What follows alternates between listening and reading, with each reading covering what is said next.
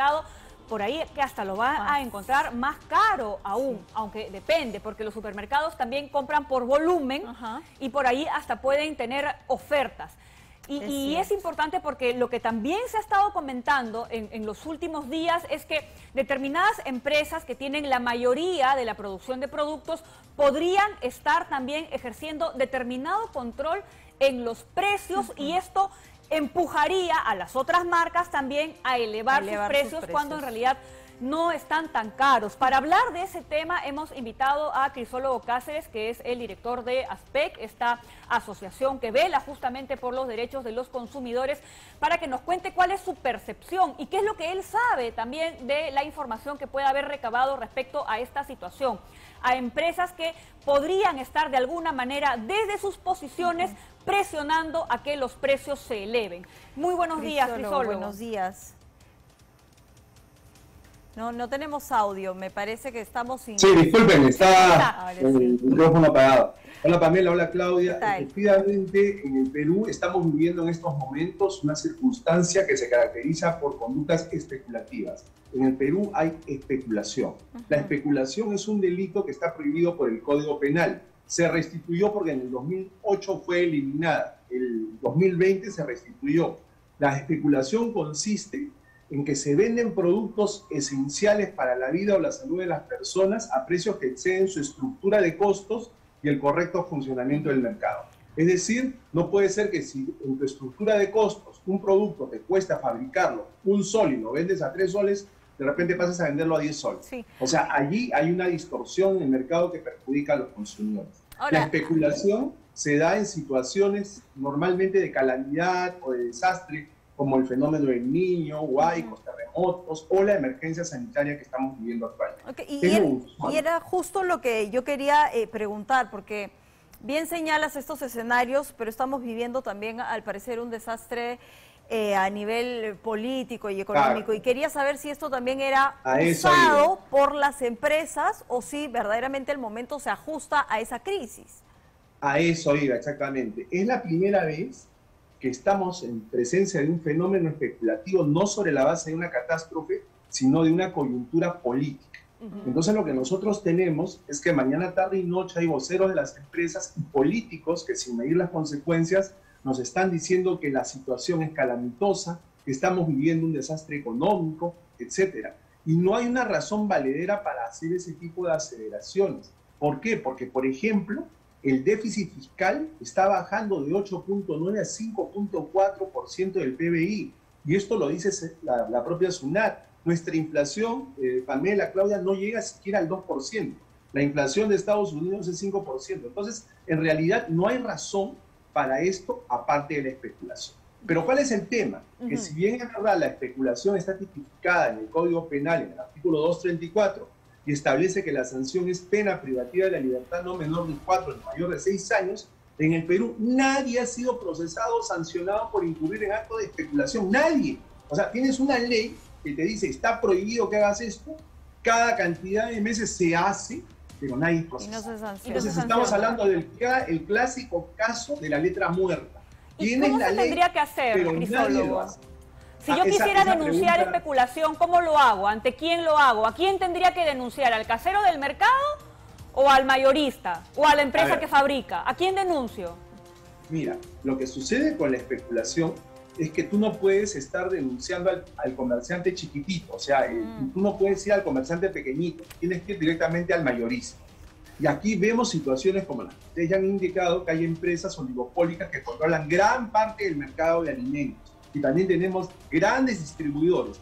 Mira, con decirte un caso, que InRetail, que compró las farmacias hace 2 años, que compró a todos sus competidores y que ahora tiene el 85% de la venta de medicamentos, también acaba de comprar Macro, que es la principal distribuidora de alimentos al mayor. Entonces tú ves que hay grandes concentraciones en empresas, mencionemos el caso de Alicor, que tiene grandes volúmenes de ventas, que tienen una tremenda porción del mercado. Entonces, cuando tú tienes poder de mercado tan grande, tienes a la par que asumir las responsabilidades que ello implica. ¿Cuáles son las autoridades que deberían investigar? En primer lugar, la especulación está a cargo, al ser un delito del Ministerio Público. La Fiscalía de la Nación tendría que destinar el personal que corresponda para ver si aquí se produce delito de especulación. identificar y perseguir a los especuladores y meterlos presos para que aprendan. Tienen que haber cárcel para los especuladores. En segundo lugar, en la vía administrativa hay otra autoridad que es el INDECOPI. El INDECOPI es la autoridad que tiene que ver porque no se distorsione la libre competencia. Cuando se producen situaciones de oligopolios y monopolios, o cuando se producen prácticas como la concertación de precios entre dos empresas que se ponen de acuerdo para elevar artificialmente los precios de los productos, o se produce el abuso de posiciones de dominio en el mercado, es el INDECOPI la autoridad llamada a investigar. Y si el INDECOPI, a través de su Comisión de Libre Competencia, en armonía con el artículo 46 de la Ley de Represión de Conductas Anticompetitivas, considera que la inflación es muy grave, puede imponer a la empresa infractora multas que superen las 1000 UITs. 1000 UITs. O sea, imagínate la cantidad de millones de soles que es eso. Pero no se hace. Y además, la misma ley que ha establecido o que ha restablecido el delito de acaparamiento también ha modificado el Código del Consumidor, o sea, la ley 31040.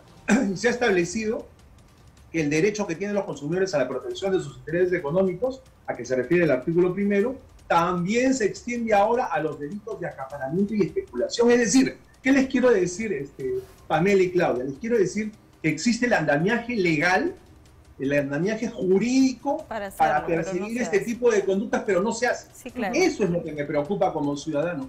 Eso es lo que me preocupa como consumidor.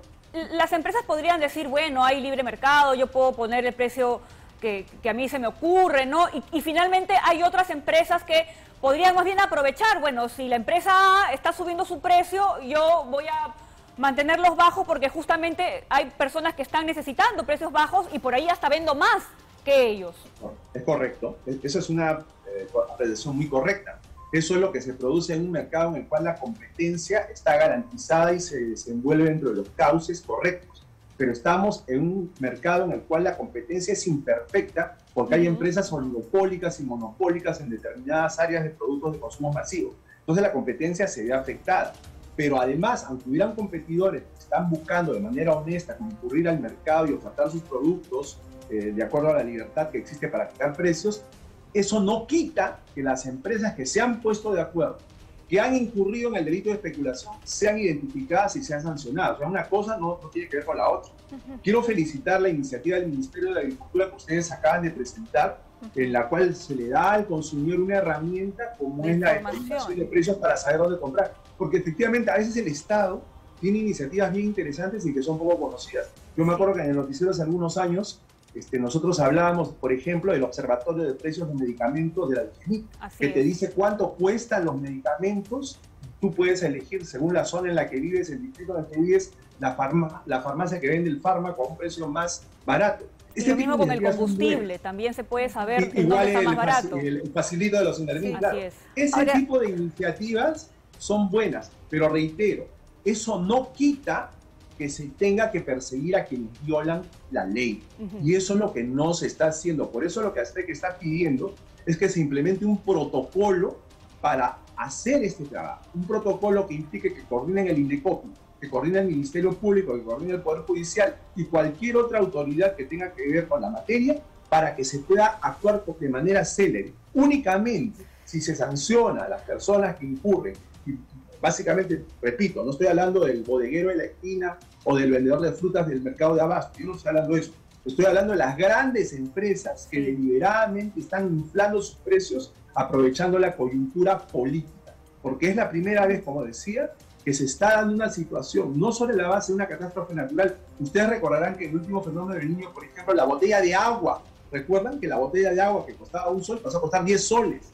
¿Se acuerdan? O sea, ese tipo de conductas son las que son, además inhumanas, deben ser perseguibles, porque una sociedad tiene derecho a defenderse. Y la economía, el sistema económico que rige en el Perú, vale la pena recordarlo, no es la economía de mercado, es la economía social de mercado. Y la inclusión de la palabra social cambia completamente el sentido de la frase, porque la economía social implica que el Estado tiene derecho a intervenir cuando considera que es necesario hacerlo. Y uno de los temas principales en los cuales puede intervenir el Estado es precisamente la salud. Y si los alimentos, que son la esencia para mantener la buena salud, se encarecen de esta manera tan desproporcionada, por supuesto que el Estado tiene que adoptar las medidas que sean necesarias para defendernos a nosotros. Si no sale, llegar al control de precios, ¿no? Sí. No, bueno, no es control de precios. Por todo no, lo que... no es control de precios. Así es. Estamos hablando de medidas para perseguir a las personas o a las empresas que están actuando de esta manera. Fíjate tú el tema de los oligopolios y monopolios que han prosperado en el Perú. ¿Por qué? Porque no había ley antimonopolio. No, y hay los mecanismos, como tú bien lo has dicho, Crisólogo, se ha hecho, por ejemplo, en el caso de las farmacéuticas, que sí se ha detectado que hubo concertación y se sancionó en ese momento. Nos hemos quedado sin tiempo, nos encanta conversar contigo y esperemos tener la oportunidad, por supuesto, de volverlo a hacer en otra oportunidad. Gracias.